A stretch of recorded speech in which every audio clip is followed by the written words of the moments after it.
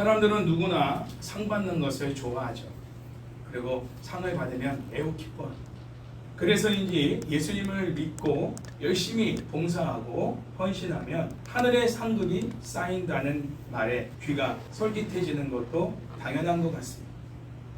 예전에는 나의 상급에 따라 천국에서 내가 살 집이 초가집일 수도 있고 기와집일 수도 있고 금으로 만든 집일 수도 있고 다이아몬드로 만들어진 집일 수도 있다라는 설교 말씀을 자주 들었습니다. 부흥회 때마다 이런 설교를 들었던 것 같습니다. 지금도 많은 경우에 상급에 대한 개념이 너무 현세적이고 물질적인 의미로만 전달되고 있는 실정입니다.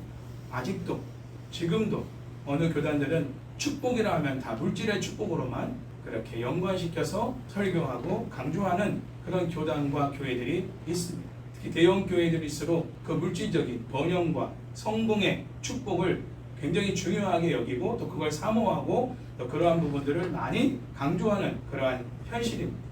자, 그렇다면 예수님이 우리의 행한 대로 갚아주시겠다는 상은 무엇일까? 그게 물질적인 상일까요? 아니면 어떤 상일까요? 오늘 본문은 우리에게 상의 개념을 분명하게 확인할 수 있는 근거를 제시해 줄 것입니다. 자, 우리 각 사람에게 하나님이 주시는 상은 어떤 것인가를 알기 전에 그 상을 주시는 분은 누구신가? 그 분이 누군지를 먼저 알겠습니다. 13절 말씀 같이 읽겠습니다. 시작. 나는 알파와 오메가요 처음과 마지막이요 시작과 마침이라. 아멘. 예수님은 하나님과 동등한 분으로서 모든 역사의 시작과 끝을 주관하시는 분이신 것을 말씀하고 있습니다. 예수님은 사람들의 행위대로 상을 결정하시는 주권자 하나님이십니다. 상을 줄 것인가 말 것인가, 또 어떤 상을 줄 것인가, 누구에게 줄 것인가를 결정하시는 분이 예수님이십니다. 자, 그럼 예수님께 상을 받는 근거는 무엇이고 상을 받는 사람들은 누구일까요? 14절 말씀 같이 읽겠습니다. 시작. 자기 두루마기를 빠는 자들은 복이 있으니 이는 그들의 생명나무에 나아가며 문들을 통하여 성에 들어갈 권세를 받으려 함이로다. 아멘. 자, 그래서 두루마기는 뭘 말할까요? 옛날에 우리가 한복을 입을 때 보면 겉에 입는 것이죠. 겉옷을 말합니다. 요한계시록에서의 두루마기는 뭘 상징하느냐? 전에도 말씀드렸지만 성도들의 행실입니다. 성도들의 행실, 저와 여러분들의 행실. 자, 그렇다면 이 두루마기를 빤다는 것은 무엇을 의미할까요? 구체적으로 뭘 의미할까요? 우리의 행실을 빤다. 이게 뭘 의미할까요? 세탁기에 넣고 돌리라는 얘기인가? 뭔가? 그것은 더러운 것들을 제거하는 행위로서 도덕적이며 영적인 청결에 대한 은유적인 표현이라고 볼 수가 있습니다. 요한계시록 7장 14절에서는 셀 수 없는 무리가 자신들의 옷을 씻었다라고 표현합니다. 셀 수 없는 무리 14만 4천 거룩한 성 새 예루살렘 승리한 성도들은 한결같이 공통적으로 어떤 사람들이냐? 자신들의 옷을 씻은 사람들, 두루마기를 빠는 사람들이다. 다시 말하면 영적인 부분과 도덕적인 부분의 우리의 행실을 날마다 거룩하고 정결한 삶으로 만들어가는 사람, 회개의 삶을 살아가는 사람, 그들만이 새 예루살렘에 거하게 된다. 이런 말씀. 7장 14절에서는 옷을 어린 양의 피로 씻어 옷들을 희게 했다라고 설명하고 있습니다. 그래서 씻는 행위가 구속의 행위로 의미를 전하고 있습니다. 회개를 통한 하나님의 구속. 이 의미를 옷을 씻는다. 그리스도 어린 양의 피로 씻는다. 이 부분은 우리의 회개와 그리고 우리의 구원을 그렇게 말하고 있는 것이죠. 이런 점에서 요한계시록에서 흰 옷은 바로 그리스도인을 상징하고 있는 표시인 것입니다. 흰 옷. 깨끗이 씻어진 옷인 거죠. 더러운 게 없는 거예요. 도덕적으로나 영적으로 더러운 게 없는 이런 존재가 바로 요한계시록에서 흰 옷을 입은 자들, 바로 그리스도인들, 그들을 가리키는 상징적 표현이 흰 옷입니다. 이것은 예수님이 가르치신 말씀에 대한 지속적인 신실함을 표현하는 것이기도 하죠. 회개를 통해서 우리의 어떤 죄와 우리의 행실을 깨끗게 하는 것만을 말하는 게 아니라 우리의 행실을 깨끗게 하는 또 하나의 의미는 뭐냐면 하나님의 말씀을 신실하게 지켜나가는 것을 의미합니다. 말씀을 지켜 살아가는 것 자체가 우리의 옷을 더럽히지 않는 것을 의미하는 것이죠. 우리의 행실을 더럽히지 않으려면 말씀대로 살아야 됩니다. 청년이 무엇으로 그 행실을 깨끗게 하리이까? 주의 말씀을 따라 살아가는 것밖에 없다고 분명히 성경에서 말하고 있습니다. 청년들이 무엇으로 행실을 깨끗게 하리이까? 주의 말씀을 따라. 여러분, 아직도 지독하게 성경을 안 읽는 사람들이 있어요. 목회자가 10년 초부터 여러분들에게 성경을 읽으라고 강조했는데 상반기를 넘어 하반기가 와도 성경을 지독하게 안 읽는 사람들이 있어. 어떻게 행실이 깨끗해질 수 있을까? 큐티만 가지고는 안 돼요. 큐티는 철저히 자기중심적으로 적용을 하기 때문에 자기 입맛에 맞게 적용할 수 있어요. 얼마든지. 그러니까 내가 거르고 싶은 거 거를 수 있다는 거예요. 내가 받고 싶지 않은 말씀은 통과시킬 수 있고 패스시킬 수 있어요. 그러나 성경을 읽을 때는 피할 수가 없어요. 그 읽는 말씀 하나하나가 나에게 꽂히거든요. 위로가 되는 말도 있지만 내 죄를 드러내 보여주는 말씀도 있단 말이에요.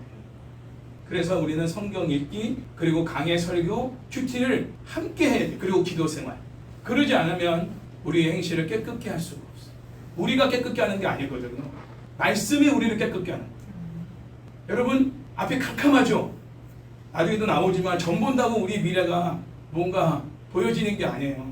사주팔자 본다고 우리 미래가 보여지는 게 아니고 오늘의 운세를 우리가 읽고 따라간다고 우리 미래가 열리는 게 아닙니다. 말씀이 뭐라 그래요? 주의 말씀이 내 발의 등이요 내 길의 빛이라고 했어요. 내가 가야 할 길을 인도하는 게 뭐냐? 말씀이란 말이에요. 내가 어디로 가야 할지, 내가 어디에 서야 할지를 그 방향 제시를 하는 방향 제시 등이 말씀이란 말이에요. 근데 말씀은 안 읽고 말씀을 듣지 않아. 들을 귀도 없고 읽을 눈도 없고 입술도 없어. 그러면서 주님께 나의 길을 인도해 달래. 인도해 주시기 원해요. 하나님이 우리의 길을 인도하시기 원합니다. 사랑하시니까. 그러니까 말씀을 읽으라는 거예요. 말씀을 들으라는 거예요. 하나님이 우리의 길을 인도하시려면 먼저 말씀을 들을 귀를 주셔야 돼요.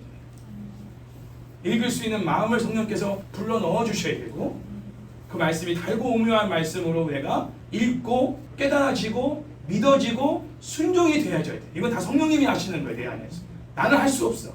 전적으로 부패된 게 우리의 마음이기 때문에 여러분 마음을 믿으면 안 돼요. 여러분의 결심을 믿으면 안 돼. 내가 해야지 해야진다고 되는 게 아니에요. 안 돼요. 내가 해야지라고 결심할수록 여러분 안에 죄는 그걸 못하게 만듭니다. 결심하면 결심할수록 더 못하게 만드는 세력이 내 안에 있단 말이야. 절대로 안 돼요. 결심한다고 되는 게 아니에요. 내 의지로 안 됩니다. 성령님이 도와주셔야 돼요. 그게 신앙생활이에요. 철저히 신앙생활은 수동태입니다. 내가 하는 것 같죠? 오늘 예배도 여러분이 드리는 것 같지만 성령님이 도와주지 않으면 예배가 승리할 수 없어요. 내 육체로는 절대 예배로 드릴 수 없습니다. 철저한 성령의 도우심이 필요합니다. 제가 말씀을 전하는 것도 성령의 도우심이 필요하지만 말씀을 듣고 깨닫고 즐겨 순종하는 것도 성령님의 역사가 있어야 되는 거예요. 그 다 하나님의 은혜인 거죠. 그게 복이 있는 자예요. 다시 말씀드립니다. 옷을 빤다는 것은 회개의 어떤 의미도 있지만 하나님 말씀을 신실하게 지켜나가는 삶. 정리해보면 옷을 빤다는 건 뭐냐? 구속받은 그리스도인으로서, 세상 사람 말하는 게 아니에요. 구원받은 그리스도인으로서 지속적으로 도덕적으로나 영적으로 청결한 삶을 살아가고 회개를 통하여 내 행실을 돌아보고 그 행실에 대해서 하나님 앞에 회개하고 자백하고 그리고 성령님의 도우심으로 다시는 그러한 삶을 살지 않도록 도움을 간절하게 구하는 겸손한 믿음, 그리고 주의 말씀을 따라 지켜 살아가는 신실한 삶. 이게 바로 옷을 빠는 행위입니다. 이런 자들만이 14만 4천 그리고 셀 수 없는 무리 거룩한 성 새 예루살렘 승리한 성도들로 최종적인 구원을 받습니다. 나머지는 전부 다 불못에 들어갑니다. 교회 다닌다고 다 새하늘 새 땅 들어가는 거 아닙니다. 못을 빠는 자들만 들어갑니다. 그러므로 14절에서 자기 두루마기를 빠는 자들은 복이 있다라고 말하는 건 당연한 것입니다. 그렇죠? 최종적인 구원이 있기 때문이죠. 그들에게 상이 있다는 것. 구원의 상이죠. 그 구원의 상이 있기 때문에 날마다 이 땅에서 두루마기를 빠는 삶을 사는 그리스도인들이 복이 있는 사람입니다. 이렇게 하나님이 예수님이 말씀하시는 거예요. 특별히 14절에서 복이 있으리라는 표현은 요한계시록에서 모두 7번 사용되어 있습니다. 요한계시록 1장 3절에서 이 예언의 말씀을 읽는 자와 듣는 자와 그 가운데 기록한 것을 지키는 자는 복이 있나니 때가 가까웁니다. 아멘. 요한계시록 14장 14절 말씀은 지금 이후로 주 안에서 죽은 자들은 복이 있도다. 아멘. 주님을 믿다가 주님을 섬기다가 주의 말씀을 따라 끝까지 신실하게 살아가다가 죽은 자는 일찍 죽든 늦게 죽든 간에 복이 있는 죽음인 거예요. 그러나 주 밖에서 죽은 사람들은 복이 없는 죽음인 것이죠. 불행한 죽음인 것이죠. 왜? 불못에 들어가니 지옥에 들어가니 성경입니다. 제 얘기가 아니에요. 요한계시록 16장 15절 말씀 보면 보라 내가 도둑같이 오리니 누구든지 깨어 자기 옷을 지켜 벌거벗고 다니지 아니하며 자기의 부끄러움을 보이지 아니하는 자는 복이 있도다. 이건 이미 설명한 말씀이에요. 그리스도인들이 말씀 없이 살아가는 건 벌거벗고 다니는 겁니다. 껍데기만 그리스도인의 표지만. 당신 종교가 뭐예요? 기독교입니다. 그런데 말씀이 없어 그 안에. 살아가는 삶 자체가 말씀과 더불어가는 삶이 아니야. 내 생각대로, 내 고집대로, 내 마음대로, 내 계획대로 살아가는 거예요. 그게 하나님 보실 때는 벌거벗고 다니는 수치스러운 삶이라. 그 부끄러움을 보이지 아니하는 자가 복이 있다라고 말씀하십니다. 도둑같이 주님이 오실 때, 주님이 오실 때 벌거벗고 다니는 사람들, 말씀 없이 말씀과 더불어 살아지 않은 사람들, 그 말씀을 지켜 행하지 않고 엉뚱한 짓만 하고 살아가는 사람들, 다 벌거벗은 빨개벗고 사는 사람들이 창피한 사람들. 세상에서도 수치를 당하죠. 그런 사람들. 너 그리스도인 맞아? 너 교회 다니는 사람 맞아? 너 장로라며, 너 집사라며, 너 권사라며, 너 목사라며, 너 그렇게 살아도 돼? 세상 사람들이 오히려 지적합니다. 부끄러움을 당해요. 오늘 너무 큐트했지만 시드기야 왕 보세요. 유다 왕입니다. 하나님이 에레미야를 통해서 그렇게 말씀하셨잖아요. 바벨론 왕 느부갓네살에게 항복하라. 그게 하나님 뜻이다. 항복하면 산다. 그때 끝까지 하나님 선지자의 말을 듣지 않아. 나중에 다 아시죠? 비참하게 끌려갑니다. 두 눈 다 뽑히고. 하나님의 말씀에 순종하지 않는 자들은 벌벗고 다니는 사람이에요. 그러니까 이방 사람들에게도 비참하게 노예가 돼서 그 사람들의 손가락질 당하고 그 사람들의 놀이개가 되는 거예요. 삼손도 그랬잖아요. 삼손이 나시린으로서 하나님의 말씀을 대로 살아갔으면 그런 인생이 되지 않았죠. 그 부모도 포기했어. 그 부모가 얼마나 믿음 좋은 부모입니까? 두 분 다. 그래서 믿음 좋은 그 부모님 밑에서 삼손을 하나님이 예수님처럼 수태고지했어요. 이런 아들이 날 거다. 이 아들은 머리 삭도도 되지 말고 술도 못 마시게 하고 거룩하게 구별하여 이 아이를 잘 양육하라. 근데 엄마 아빠 말을 안 들었어. 지 멋대로 한 거야. 이방 여자들과 같이 어울려 다니고 이방 여자 좋다고 그 여자에 훅 빠져가지고 머리 잘리고 눈 뽑히고 맷돌질하는 그런 비참한 인생이 되게. 근데 최종적인 게 더 중요한 거예요. 주님이 오실 때도 그러고 있다. 주님이 오실 그때도 우리가 말씀과 더불어 사는 게 아니라 말씀 없이 겉으로는 그리스도인이라 말하면서 전혀 말씀과 상관없는 삶을 살고 있다면 부끄러움을 당하는 그런 자들이 될 것이다. 요한계시록 19장 3절 말씀 보면 어린 양의 혼인잔치에 청함을 받은 자들은 복이 있도다. 아멘. 네, 혼인잔치에 청함을 받은 사람들이 복이 있는 사람들이죠. 주님이 초청해 주신 거예요. 직접. 그리고 요한계시록 20장 6절 보면 이 첫째 부활에 참여하는 자들은 복이 있고 중생, 거듭난 사람들이 복이 있는 사람들입니다. 할렐루야. 저와 여러분 중에도 거듭난 사람들이 있다면 그들은 복이 있는 사람. 둘째 상황에 거하지 않거든요. 완전히 최종적인 구원이 보장된 사람들이. 할렐루야. 네. 그런 사람이 어떤 사람이든 나중에 말씀드릴게요. 첫째 부활을 경험한 사람들의 삶이 어떤 삶인지는 나중에 말하고 있어요. 요한계시록 22장 7절 보면 보라 내가 속히 오리니 이 두루마리의 예언의 말씀을 지키는 자는 복이 있으리라 하더라. 아멘. 지키다는 말씀을 또 한번 강조합니다. 요한계시록 22장 14절 자기 두루마리를 빠는 자들은 복이 있으니. 오늘 증거한 말씀 7번 요한계시록에서 복이 있으니 라는 말을 7번 사용하고 있다는 거. 7 숫자가 완전수입니다. 하나님 수예요. 그러니까 하나님의 복의 충만함을 표현하고 있는 거예요. 충만한 복을 주시겠다는 7번을 복이 있으니라고 요한계시록에서 말하고 있는 것은 완전한 복, 충만한 복, 완벽한 복을 그들에게 주시겠다 라는 하나님의 의지가 이 숫자에도 포함되어 있다는 것이죠. 우리도 죄악으로 가득한 세상에 살면서 날마다 죄의 먼지를 묻히고 살아갈 수밖에 없습니다. 저 수도승으로 저기 어디 산에 올라가서 도 닦는다고 우리가 죄와 멀어질 수는 없어요. 이 땅 자체가 죄로 가득하고 있다. 그러니까 지나가는 우리 모든 삶의 죄악 덩어리들, 이 마귀 덩어리들이 우리 곳곳에 지금 안 보이는 눈에 다 있단 말이에요. 자연히 그 죄에 묻을 수밖에 없는 거예요. 그러므로 여러분, 우리는 자주 우리의 행실을 돌아봐야 돼요. 매일 돌아봐야 돼요. 그리고 회개와 성령 충만을 통해 우리의 행실을 깨끗하게 하고 신실하게 유지되도록 해야 합니다. 날마다 회개해야 돼요. 옷을 빠는 자, 할렐루야. 옷을 빠는 자, 어린 양의 보혈의 피로 그 옷을 씻은 자들, 그들이 구속의 은혜를 받는 것이죠. 여러분, 옷도 자주 세탁하지 않으면 세탁할 때 그 때가 다 지워지지 않아요. 그래서 우리 사람이 항상 그래요. 옷은 바로바로 빨라고. 며칠 동안 입고 옷을 빨면 옷도 잘 헤어지고 때가 깨끗이 지워지지 않아, 한 번에. 그러게 우리는 우리의 마음과 행실을 하나님 말씀에 날마다 비추어서, 말씀은 엑스레이니까, 엑스레이에 여러분 딱 투영되면 여러분 몸에 어떤 병이 있고 종양이 있고 뼈가 어떤지 다 나오지 않습니까? 하나님 말씀이 빛이란 말이에요. 강력한 빛이야. 그 빛에 내 삶을 투영하는 거예요. 내 언어, 내 행실, 내 생각, 내 마음의 모든 부분까지도 이 말씀이 내 심령과 골수와 가지를 찔러 쪼개기까지 하는 그 말씀의 능력을 통해서 내 심령을 돌아보고 내 생각을 돌아보고 내 언어와 내 행실을 돌아보면서 회개할 부분들을 찾아내서 그 회개를 하고 다시는 그런 삶을 살지 않도록 성령님께 도움을 구해야 됩니다. 입술로만 회개하다 끝나는 게 아니에요. 반복해, 계속. 여러분, 입술로 회개한다고 그게 또 한 번 그런 유혹이 오고 그런 상황이 오면 이길 수 있습니까? 못 이겨요. 또 넘어져. 반복되는 거야. 회개하고 또 잘못하고 또 회개하고 또 매일 반복이야. 그러라고 우리에게 회개를 하나님이 하신 것이 아니고 성령을 우리에게 주신 게 아니에요. 성령을 주신 거는 이기라고 주신 거죠. 이길 힘을 주신 거잖아요. 성령님이 사탄을 이기시는 분이니까. 그래서 우리가 회개로 끝나는 게 아니라 성령의 충만함을 구해야 되는 거예요. 성령님, 나를 지배해 주십시오. 다시는 넘어지지 않게 해주십시오. 다시는 이런 유혹이 와도 이길 수 있게 해주십시오. 주님 의지합니다. 성령님 도와주세요. 이 기도를 날마다 해야 되는 거예요. 두 번 다시 내가 넘어지고 싶지 않습니다.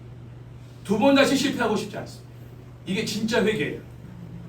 내가 잘못한 것을 하나님께 고백하는 건 자백이지, 진정한 돌이킴은 다시 살지 않는 거거든. 유턴. 가는 길을 계속 가면 잘못 가고 있네, 잘못 가고 있네, 하나님께 잘못 가고 있어요. 그게 무슨 회개예요. 돌이켜야지. 잘못 가고 있으면 잘못 가는 길을 가지 말고 다른 길을 가야 될 거 아니야. 그게 회개예요. 아닌 거를 아닌 거로 말하면 아닌 거를 하지 말아야지. 그게 회개지. 근데 그 힘이 우리한테는 없어요.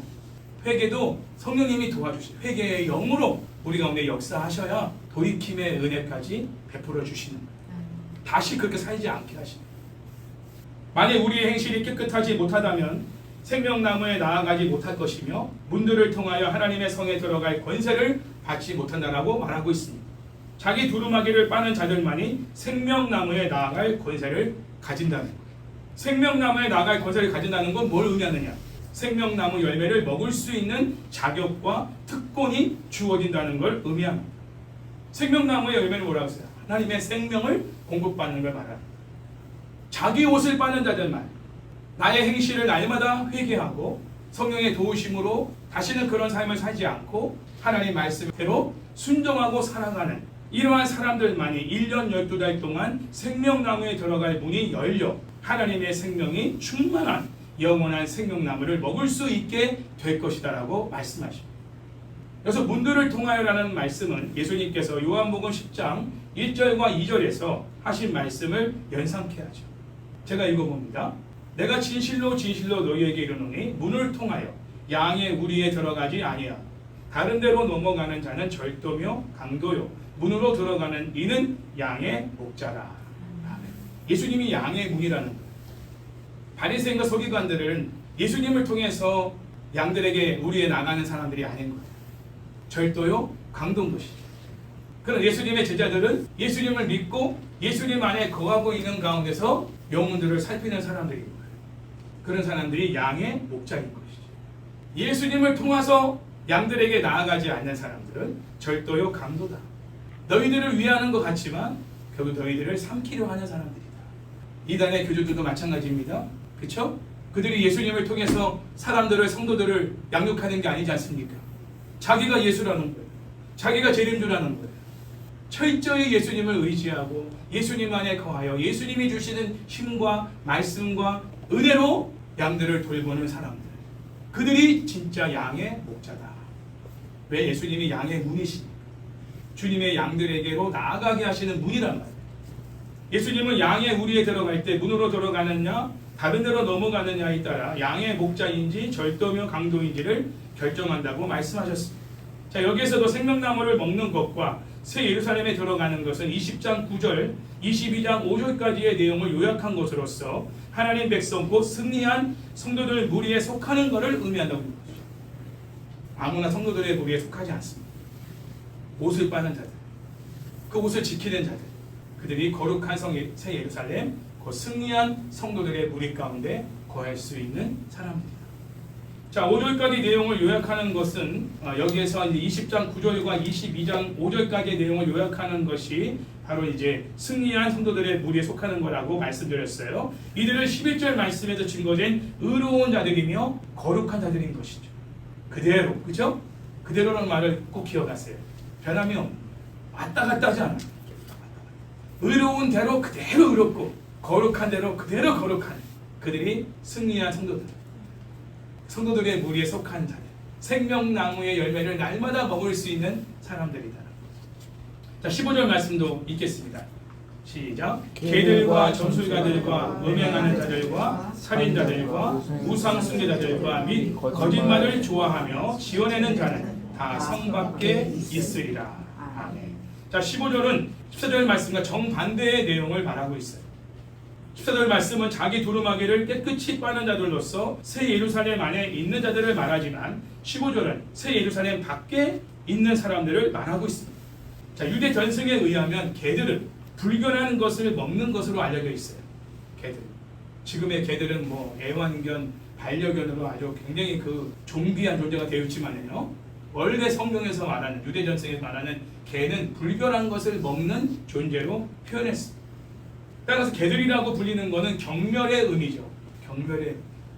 그래서 그 유대인들이 그 사마리아인들을 개들이라고 했잖아요. 개들. 혼합된, 혼혈로 이방인과 같이 짝하여 혼혈된 그런 사람들이 사마리아인이다 보니까 그들을 개처럼 취급했잖아요. 경멸의 대상이 되는 것이죠. 그런 표현입니다. 신명기 23장 17절과 18절에서 보면 남창과 여자 창녀를 개들로 표현하고 있습니다. 제가 한번 읽어볼게요. 이스라엘 여자 중에 창기가 있지 못할 것이요 이스라엘 남자 중에 남창이 있지 못할지니 창기가 번 돈과 개 같은 자의 소득을 어떤 서운하는 일로든지 내 하나님 여호와의 전에 가져오지 말며 이들은 다 내 하나님 여호와께 가증한 것입니다. 몸을 팔아서 번 돈은 하나님께 예물로 드릴 수가 없다는 것입니다. 가증한 예물이에요. 안 받겠다는 거예요. 가져오지 못하게 하라. 그래서 개 같은 자들이라는 표현이 나오죠. 예수님은 개들을 종교적 위선자들로 표현하실 때 사용하셨어요. 바리새인, 서기관, 율법사들. 또 요한계시록에서는 영적으로나 육체적으로 성적인 타락에 빠진 자들을 개들이라고 표현했을 가능성이 있습니다. 그러니까 영적으로는 뭐냐면 우상숭배, 황제숭배, 육적으로는 황제숭배가 성적인 어떠한 범죄도 같이 하게끔 제사의식이 그랬으니까 제사의식이 성적인 범죄로 가요. 그러니까 이게 어떤 음행에 관한 부분으로 요한계시록에서는 표현하고 있습니다. 요한계시록 21장 8절에 의하면 그들은 새 창조 곧 새 하늘과 새 땅을 유업으로 받지 못하고 그들의 몫은 불과 유황으로 타오르는 불못이며 그들을 기다리고 있는 것은 둘째 사망이라고 증거하고 있습니다. 개들은 전부 다 불못에 들어간다. 이렇게 말씀하고 있습니다. 개들로 표현된 자들은 새 예루살렘 밖에 거하여 승리한 성도들 곧 그리스도의 신부요 어린 양의 아내인 거룩한 성 새 예루살렘에 속하지 못할 것이다 라고 말합니다. 두 번째는 점술가들도 거룩한 성 새 예루살렘에 속하지 못하게 될 것입니다. 요즘은 점을 치는 것이 아주 유행처럼 번지고 있어요. 점 치는 사람들도 막 데이트하는 것이 방송에 나올 정도로. 사람들은 왜 점을 볼까요? 점 보신 경험이 있으신 분들은 아시겠지만 왜 점을 볼까요? 심심풀이로 보는 사람도 있어요. 예전에 다방에 가면은 100원 내면 오늘의 운세 뽑는 거 이런 거 있지 않습니까? 그러나 점을 보는 사람들, 그리고 요즘 젊은이들이 점을 많이 봐요. 10대, 20대 젊은이들이. 사주팔자 많이 봅니다. 자기 운명에 대해서 궁금하기 때문에, 자기 미래에 대해서 불안전하기 때문에 점을 보는 거예요. 뭔가 의지할 것이 필요한 거예요. 뭔가 기댈 것이 필요한 거예요. 미래가 불투명하잖아요. 지금 젊은이들에게는 지금 미래가 불투명해요. 나라가 지금 어수선한 거예요. 전쟁이 언제 일어날지도 모르고. 근데 젊은이들이 지금 먹고 사는 문제가 만만치 않아요. 결혼도 정말 할 수 있을까 싶을 정도로 지금 결혼하는 것도 어려워요. 모든 게 불투명하고 불안전한 시대를 살고 있기 때문에 더 점을 보는 사람들이 많아지고 있는 거예요. 특히 젊은이들이. 자, 그런데 인생을 창조하시고 구원하시고 주관하시는 분이 누구십니까? 하나님이십니다. 우리를 만드신 분이 하나님이세요. 그리고 우리를 구원해 주신 분도 하나님이시고 우리 인생을 주관하시는 분이 하나님이십니다. 그런데 점술가들이 귀신의 힘을 의지해서 다른 사람의 미래를 점친다는 것은 자신이 하나님의 주권적 행위를 행사하려는 엄청난 월권 행위인 것입니다. 이거 우상숭배죠. 그러니 하나님은 이런 사람을 거룩한 성 예루살렘 안에 들일 수가 없는 거예요. 불못에 집어넣어야죠. 하나님이 하신 일을, 하나님이 주관하는 일을 귀신의 힘을 빌어서 자기가 그걸 점치고 있는 거예요. 이거는 하나님의 주권적인 행사를 대신하고 있는 월권 행위인 것입니다. 점술가들 다 하나님께서 심판하십니다. 귀신의 힘을 빌리거나 거짓으로 상대방의 미래를 점치는 사람들은 절대로 거룩한 성 새 예루살렘 곧 승리한 성도들의 무리에 들어갈 수가 없습니다. 절대 심심풀이라도 점을 보지 마십시오. 손금도 보지 마세요. 손금. 또 거짓으로 상대방의 미래를 점치지도 마세요. 너 이렇게 될 거야. 될 것 같아. 이런 말도 하지 마세요. 하나님이 그렇게 하시기를 기도할게요. 하나님을 앞세워요. 하나님께 기도할게요. 하나님 너의 인생을 주관하시는 분이니까 뭐 자녀라 할지라도 우리가 내가 하나님께 기도할게. 너의 미래와 너의 앞길을 위해 내가 기도할게. 하나님이 주관하실 거야.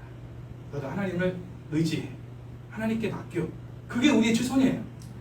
우리가 좌지우지할 수 없잖아요. 자녀의 인생. 모든 사람의 미래는 오직 하나님만 아십니다. 아무도 몰라요. 천사도 몰라. 그리고 하나님이 주관하시고 인도하시기 때문에 우리는 하나님께 맡겨야 돼요. 그 맡기는 믿음이 없으니까 점 보는 거예요. 사주팔자 보는 거예요. 이런 사람들은 절대 거룩한 성 새 예루살렘에 들어갈 수가 없습니다. 그리고 음행하는 자들도 거룩한 성 새 예루살렘에 들어갈 권세를 받지 못할 것입니다. 지금 음란한 시대를 살다 보니 음행하는 자들이 점점 늘어나고 있고 나이로 어려지고 있습니다. 동성 간에 음행하는 자들도 더 늘어나고 있는 상황입니다.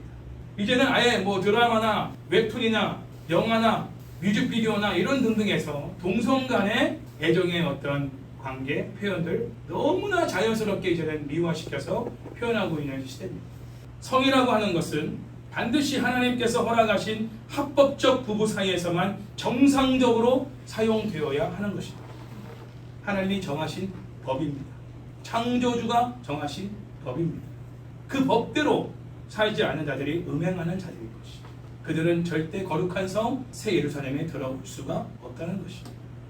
그러니 죄와 육체와 사탄의 지배를 사는 거듭나지 못한 사람들은 성적으로 타락하여 성을 남용할 수밖에 없는 거죠. 쾌락과 자기 만족의 도구로 성을 사용하고 있는 것입니다. 음행은 어떤 종류이든 간에 창조주 하나님을 대적하는 악한 행위입니다. 기억하십시오. 창조주 하나님을 대적하는 행위라는 사실을 기억하십시오. 음행. 이런 사람들을 하나님은 침상에 던지시겠다고 말씀하십니다. 두아리라 교회를 향해서 하나님이 책망하셨던 말씀 중에 요한계시록 2장 21절 22절을 제가 읽어봅니다. 또 내가 그에게 회개할 기회를 주었으되 자기의 음행을 회개하고자 하지 아니하는도다. 볼지어다 내가 그를 침상에 던질 터이요 또 그와 더불어 간음하는 자들도 만일 그의 행위를 회개하지 아니하면 큰 환난 가운데 던지고.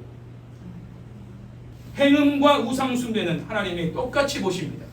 음행과 우상숭배는 똑같은 죄의 무게감으로 보신다고. 하나님을 향한 대적행. 우리도 음란한 시대 속에 절대로 음행하는 죄를 범하지 않도록 기도로 깨어 있어야 합니다. 성령의 능력으로 육체의 욕망을 제어하며 살아야 돼요. 한순간에 죄의 어떤 종이 되어 죄의 도구가 되어 죄를 범하게 되면 영원한 불못에 들어간다는 사실을 기억하십니다. 회개의 은혜를 하나님이 주시기를 원합니다. 두 가지나 교회도 여러 번 회개의 기회를 주셨잖아요. 하나님은 회개할 기회를 주십니다.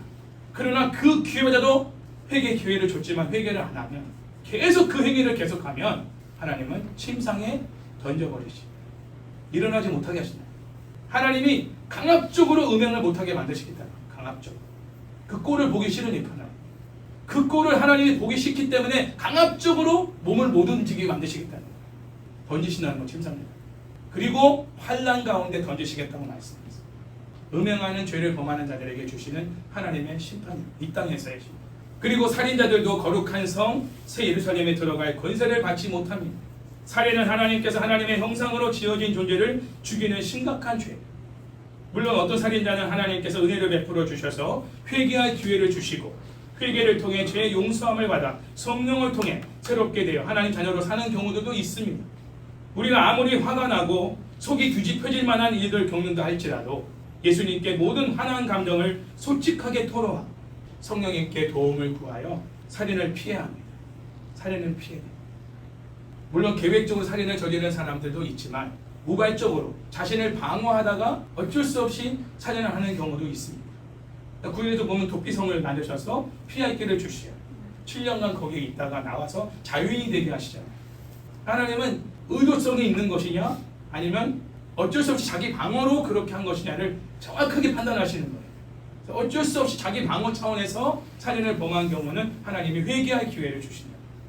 용서해 주실 기회를 주신다. 그러나 계획적으로 의도적으로 살인을 범한 사람들은 구제받을 길이 없습니다. 영원한 불못에 들어갈 수밖에 없다. 물론 우발적으로 그런 살인죄를 범한다 할지라도 반드시 회개해야 합니다. 하나님 앞에 통회하고 자복하고 회개하지 않으면 그 또한도 용서를 받을 수가 없습니다. 자, 그리고 우상 숭배자들이 거룩한 성 새 예루살렘에 들어갈 권세를 받지 못할 것이라고 증거하고 있습니다. 우상 숭배는 예나 지금이나 하나님께서 가장 미워하시는 악한 행위입니다. 하나님과 하나님이 주신 것으로 만족하지 못하는 사람들이 우상을 숭배합니다. 세상 사람들이 우상 숭배하는 걸 말하는 게 아니에요. 하나님을 믿는 백성들 가운데도 우상 숭배하는 사람들이 많아요. 여러분 마음에 품고 있는 것이 하나님으로 만족하고 하나님이 주신 것으로 만족한다면 그 이상의 것을 추구하지 않아요. 그 이상의 것을 추구하는 게 우상숭배예요. 욕심이 잉태한 즉 죄를 낳고, 죄가 장성한 즉 사망을 낳는. 우리 안에 욕심이 있어요. 다 있어요. 적든 많든 다 욕심이 있어요. 나에게 욕심이 있어요. 그 욕심을 어떻게 해야 돼요? 십자가 앞에 못 박아야 돼요. 내 정과 욕심을 십자가에 못 박아버리는 사람이 그리스도인입니다. 그리고 무엇으로 우리는 만족하느냐?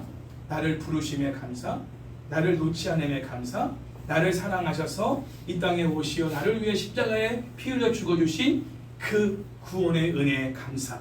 늘 감사만 하고 사는 사람들이 주신 것에 만족할 수 있는 사람. 고집사님 푸사에 보면 항상 감사. 가끔 그 볼 때마다 내가 은혜 받아요. 다른 쓸만도 많은데 감사만 써, 감사만. 감사할 때 만족할 수 있어요. 더한 것을 구하지 않게. 제가 이번에 그 차 소음 나는 것을 고쳤지 않습니까?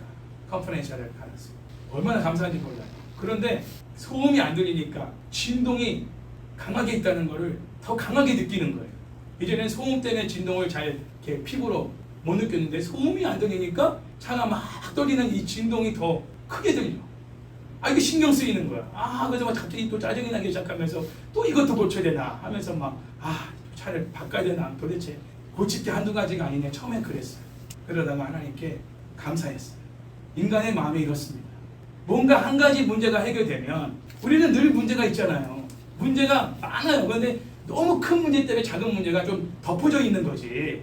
근데 큰 문제가 하나 싹 해결되면 우리 살 것 같지만 그 다음 문제가 탁 올라와요. 계속 문제거리야. 인생은 시험거리고. 그런데 그때마다 우리가 불평하고 이것도 그러면 우리는 불행할 수밖에 없어요. 근데 큰 것을 해결해 주신 것을 감사하고 그냥 작은 문제들 또한도 그냥 하나님이 언젠가는 해결해 주실 것을 믿고 그냥 이 큰 거 해결해 주신 거에 대한 감사가 너무 커서 그냥 이것으로 만족합니다 라고 살아가면 행복한데 그 다음 문제에 대해서 계속 또 불평하고 짜증내면 문제가 해결될 때마다 감사를 계속 넘치는 삶을 사는 게 아니라 계속 불평과 원망이 끊이지 않아요. 왜? 문제가 끊이지 않는다면 불평도 끊이지 않겠죠. 그걸 배웠어요. 그래서 하나님께 소음이 해결된 거에 감사를 고백하니까 차를 운전할 때 기쁘더라. 감사. 그게 행복이죠. 결국 자기 안에 있는 탐심을 채우기 위해서 두는 것이 우상인 것입니다. 지금 우리의 마음은 무엇으로 채워져 있습니까? 또 무엇으로 만족하고 있습니까? 자기 만족과 유익을 위해 누구를 찾고 있습니까? 그것이 우상숭배입니다. 그게 우상숭배. 뭐 돌부처를 섬기는 게 우상숭배가 아니에요. 그것만 우상숭배가 아니에요. 교회를 다니면서도 우리가 하나님의 주시는 축복을 더 사모하고 더 갈망한다면 그것도 우상숭배. 우리는 하나님을 추구하고 사모해야지 하나님이 주시는 축복을 우리가 사모하고 그거를 갈망한다면 축복을 섬기는 거지 하나님을 섬기는 게 아니에요. 교회를 다니면서도 우리는 우상숭배할 수 있어요. 복. 특히 물질적인 복, 성공의 복, 건강의 복, 뭐 이런 복들을 우리가 더 구한다면 하나님보다, 예수님보다 그게 우상숭배. 기독교 우상숭배. 하나님보다 더 의지하고 의식하는 것도 우상숭배입니다. 여러분 누구를 의식합니까? 사람입니까? 하나님입니까?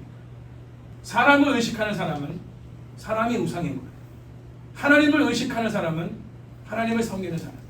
대중 가운데서 여러분 두 손 모으고 식사기도 할 수 있는 사람은 이 식당 안에 있는 사람들을 의식하지 않는 사람입니다. 하나님을 의식하는 사람만이 대중이 막 시끄러운 시장에서도 조용히 하나님 앞에 감사기도 드리고 식사를 할 수 있는 거예요. 학교에서도 그렇고. 사람들의 뜨거운 시선과 눈빛과 조롱과 뭐 손가락질 이런 것들을 막 의식하면요 식사기도 못해요. 식당에서 어떻게 해요? 창피해서. 세상의 연예인들, 친구, 애인, 자식들 하나님보다 더 사랑하고 흠모하고 의식하고 더 추구한다면 그 또한 우상입니다. 부모는 자식이 우상일 수도 있어요. 자식들은 부모가 우상인 경우도 있고요.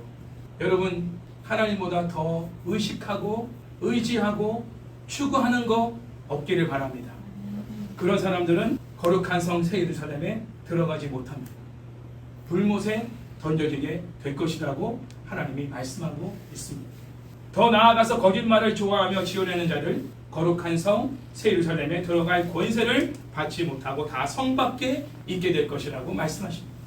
예수님은 요한복음 8장 44절에서 마귀를 거짓말장이요 거짓의 아비라고 말씀하셨습니다. 마귀를 거짓을 만들어내는 존재가 마귀라는 거예요. 그러니까 거짓말의 원천이 어디냐? 마귀라는 거예요. 마귀, 거짓의 아비가 마귀라는 거예요. 만약 누군가가 입만 벌리면 거짓말을 하고 지어내어 말을 한다면 그는 거짓말쟁이요 거짓의 아비인 마귀에게 속한 자라고 볼 수 있습니다. 예수님을 믿어 진리의 성령이 그 안에 거하는 자는 거짓말을 못합니다. 손해가 되고 사람들에게 부끄러움을 당해도 사실 그대로 진실만을 말하게 되어 있어요. 왜? 성령님이 그렇게 하시기 때문에. 내 안에 거하고 있는 영이 성령이라면 진실만을 말하게 하시는 거예요. 마귀라면 거짓을 말하게 하는 거예요. 내가 말하는 것 같죠? 내 안에 성령이 말씀하시느냐? 내 안에 마귀가 말하느냐? 거짓말을 아주 정말 눈 깜짝 안 하고 너무나 자연스럽게 말하는 사람들, 사기치는 사람, 사기꾼들, 남 속이는 사람들, 마귀의 영이 그 속에 거하고 있는 사람들. 저는 그래서 영업을 못했어요. 영업을 하다가 제가 영업을 중단한 이유도 신학교 간 이유도 그거예요. 자기 진실하게 영업을 하고 싶은데 영업소에서는 그렇게 영업을 가르치지 않아요. 진실하게 사업도 하시고 할렐루야. 진실하게 살아가게 하시는 분이 누구냐? 성령님이시죠. 우리는 우리의 행실 가운데 거룩하지 못하고 의롭지 못하며 신실하지 못한 모습이 있는지를 항시 하나님의 말씀을 통해서 살펴보고 만약 그러한 모습이 있다면 바로바로 회개하고 성령의 도움을 구하며 거룩한 성 새 예루살렘이 승리한 성도들로서 새 하늘과 새 땅을 상속받아야 할 것입니다. 자, 마지막 16절 말씀 있습니다. 시작. 나 예수는 교회를 위하여 내 사자를 보내어 이것들을 너희에게 증언하게 하였노라. 나는 다윗의 뿌리요 자손이니 곧 광명한 새벽별이라 하시더라. 아멘.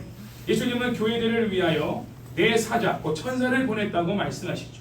천사를 통해서 이 말씀을 증언하게 하셨다는 거예요. 예수님께서 교회들을 위하여 직접 천사들을 보냈다. 이런 말씀은 매우 이례적인 표현입니다. 왜냐하면 천사를 보내는 분은 하나님이시거든요. 요한계시록 22장 6절 보면 선지자들의 영의 하나님이 그의 종들에게 반드시 속기 되어질 일을 보이시려고 그의 천사를 보내셨다라고 증언하고 있기 때문이죠. 그런데 예수님께서 내 교회들을 위해서 이 말씀을 증언하기 위해 천사를 보내셨다라는 말씀을 표현하고 있다는 것, 하나님과 예수님이 동등한 위치에 있다는 것을 다시 한번 요한이 지금 강조하고 있는 거예요. 요한계시록의 처음과 마지막 부분에서 이 계시의 말씀이 예수 그리스도의 원천을 두고 있다는 사실을 요한은 계속 보여주고 있는 것이죠. 자, 여기서 교회 너희에게는 요한의 청중들, 당시 1세기의 소아시아 7교회를 가리키고 있습니다. 너희들. 그리고 교회들은 7교회가 대표하고 있는 모든 우주적인 교회, 우리 한가족교회를 포함한 모든 우주적인 교회들을 의미하고 있는 거예요. 자, 16절에 교회들이라는 복수를 사용하고 있다는 거죠.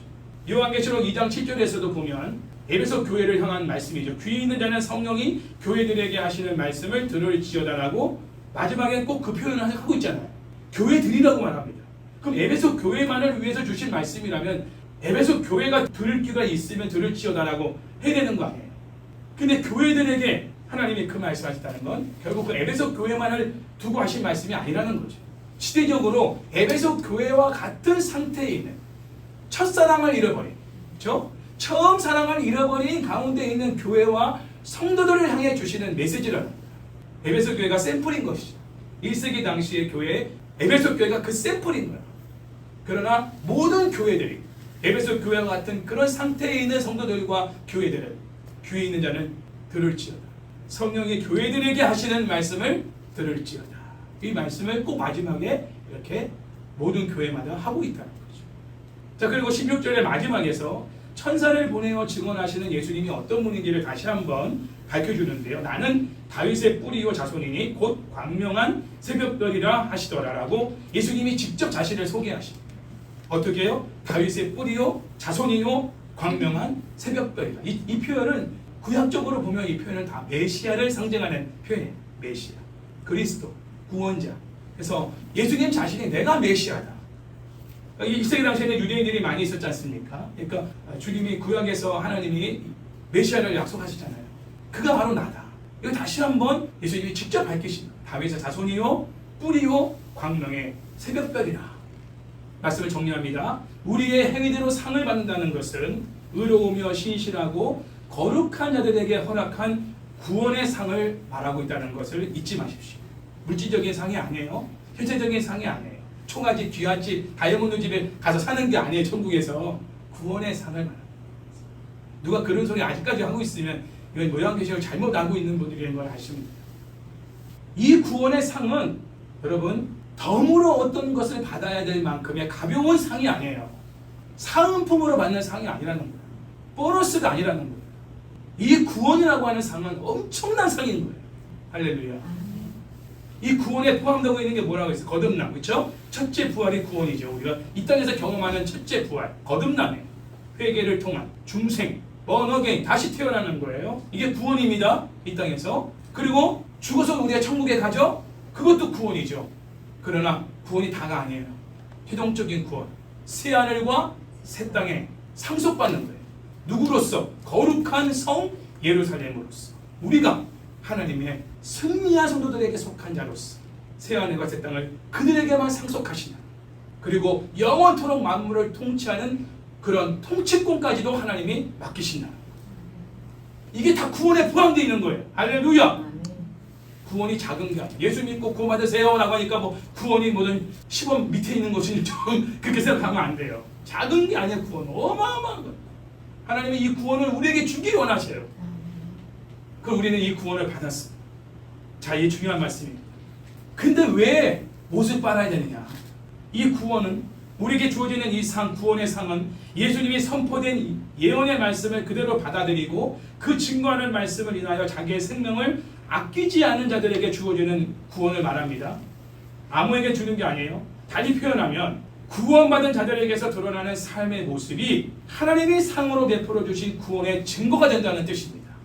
뭔 얘기인지 아시겠어요? 나의 삶을 통해서 내가 구원받은 존재라는 증거가 드러나고 있습니까? 어떤 모습으로 드러나고 있습니까? 어떤 행위로 드러나고 있습니까? 이것은 행위를 통해 구원받는다는 내용과는 거리가 먼 얘기입니다. 다만 구원받은 자들에게 그에 합당한 행위를 하나님이 요구하고 계시다는 거죠. 우리가 이 땅에서 살면서 예수님의 복음을 위해 정말 모든 수치와 멸시와 고난을 기꺼이 참아낼 수 있다면, 그 살아가고 있다면 바로 이것이 우리가 구원을 받았을 뿐만 아니라 최종적으로 영원한 구원의 상을 받을 소망 때문임을 우리가 알 수가 있는 것입니다. 또한 현세적이고 물질적인 상급으로서가 아니라 영원한 구원의 상에 대한 소망을 바라보면서 현재의 삶을 이겨나가고 있다면 이미 구원을 받은 사람이라는 증거고, 영원한 구원을 소망하고 살아가는 사람이라는 증거입니다. 좁은 길, 십자가의 길, 고난의 길을 마다하지 않고 가고 있다면 그것이 내가 구원받았다는 증거요, 영원한 구원의 상을 바라보고 살아가는 자임을 증거하고 있는 삶의 모습입니다. 십자가의 복음으로 감격하고 있다면, 그 복음을 날마다 누리고 있다면, 그렇다면 저와 여러분은 이미 구원을 받은 사람들이고 영원한 구원의 상을 사모하며 사는 사람들이 맞습니다. 진리의 말씀을 살아낼 수 있는 힘, 진리의 말씀대로 순종할 수 있는 힘을 달라고 날마다 기도하고 있다면, 하나님과 사랑의 관계 속에서 생명을 누리고 살아가고 있다면 이 또한 우리는 이미 구원을 받은 사람이라는 증거고, 또한 영원한 구원을 사모하며 살아가는 사람이라는 증거입니다. 여러분의 삶을 통해서 드러나는 모습은 구원받은 사람의 모습입니까? 또 영원한 구원의 상을 사모하며 살아가는 사람들의 모습입니까? 아닙니까? 한번 체크해 보십시오. 구원을 받은 사람은 삶 속에서 구원받은 사람들의 증거가 드러납니다. 신앙생활 속에서, 일상생활 속에서 구원받은 사람들은 티가 납니다. 그리고 영원한 구원을 사모하며 갈망하며 살아가는 사람들 티가 납니다. 그런 사람들 돈에 목숨 걸지 않습니다. 세상 성공과 명예, 권력에 목숨 걸지 않습니다. 섬기고 나누고 베풀고 살아가며 하나님의 나라 확장하는 일에 관심을 두고 거기에 올인하고 살아가는 사람들이 구원받은 사람들이요, 구원을 사모하는 사람들인 것이죠. 오늘 주님이 그렇게 말씀하십니다. 너희가 구원받은 것을 너희의 삶으로 증명하라. 바로 그게 행위입니다. 그 행위가 드러나지 않을 때 우리는 어떻게 해요? 못을 빠는 거예요. 우리의 삶이 구원받은 사람으로서의 삶을 살아내고 있지 않은 모습이 있다면 그걸 가지고 회개하는 거예요. 술 먹고 안 먹고 담배 피고 안 마시고 이거 가지고만 우리가 회개하는 게 아니에요. 우리 삶 자체가 이미 구원받은 사람이고 영원한 구원의 상을 바라보는 사람으로서의 삶의 어떤 모습이 아니라면, 그런 가치를 우리가 추구하고 있지 않다면, 사랑의 헛된 것들을 바라보고 있다면 그걸 가지고 회개하라. 그리고 성령을 통해서 이제는 그 육체의 욕심과 죄와 사탄과의 영적인 싸움을 싸우라는 거예요. 정과 내 욕심을 십자가에 못 박아버리라는 거예요. 그리고 주님 가신 그 십자가의 길, 고난의 길, 두 증인의 사명을 감당하는 그 길을 걸어가는 거예요. 우리 한가족교회가 고난과 핍박 중에도 올해 사명이죠. 두 증인의 사명을 감당하고 있다는 것, 있는 분들은 이미 구원을 받은 사람들입니다. 그 증거입니다. 그리고 영원한 구원의 상을 바라보고 살아가는 사람이라는 증거인 것입니다. 그 증거를 통해서 여러분이 구원을 받은 존재임을 아시고 영원한 구원의 상을 또한 사모하는 자임을 아시고 더 힘있게 주의 복음을 위해 살아가시기를 주의 이름으로 축원합니다.